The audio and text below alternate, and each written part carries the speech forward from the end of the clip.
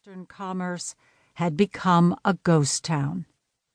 Suddenly the stranger's whole life was eclipsed by yellow fever, a demon king that descended upon the city every second or third summer and sparked terror across the tropical Atlantic. At Maspero's, the coffee shop, businessmen discussed the latest death tolls. The stranger caught terrifying snippets. 3 new cases last night. It was real yellow fever now, no mistake.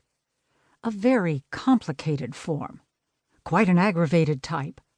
Worse than 17. I'm safe. I've had it. The stranger joined in the gossip.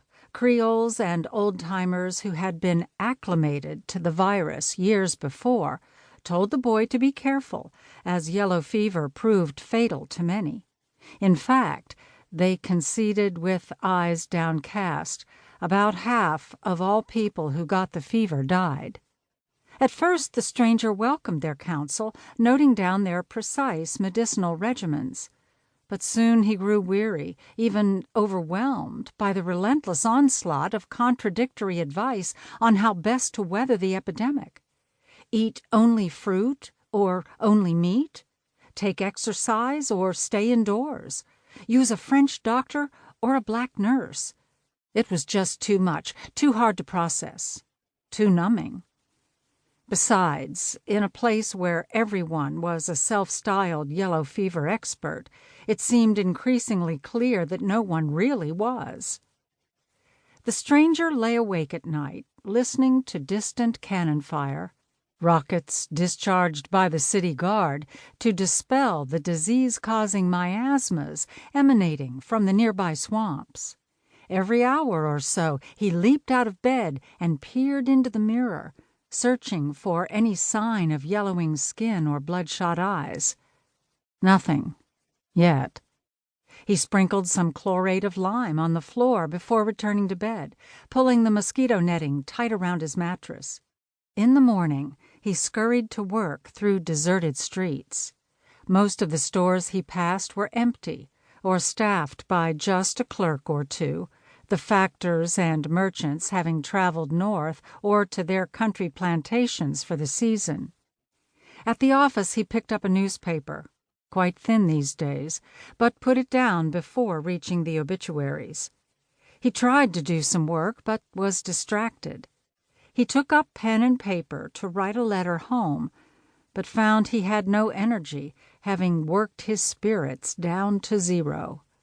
All he could manage were a few limp lines to a friend up north.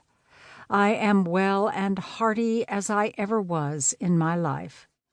The stranger mentioned to his boss, a New Yorker with 10 years' tenure in Louisiana, that he was considering leaving town just for a few weeks. Or maybe he would ride out to Lake Pontchartrain for the day?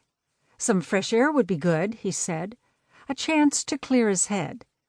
His boss was sympathetic, recalling his own brush with yellow fever back in 1817, the last big one.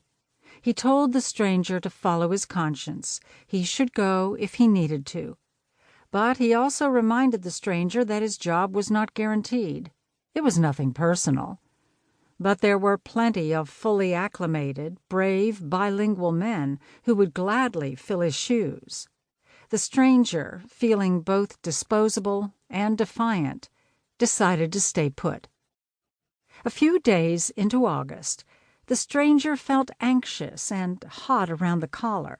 He told his co-clerk that he just needed a minute to lie down, that the spell would pass. But soon he was gripped by an intense headache, muscle pain, nausea, and chills. He could not see straight, so he lay down on the floor. It was like a civil war was raging in his stomach. Was this it? Should he have left town? Had keeping his job been worth risking his life?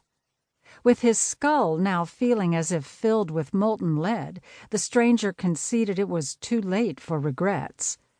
And anyway, this was a disease that other sorts of people died of. He was young and healthy. He was determined to survive and become an acclimated citizen.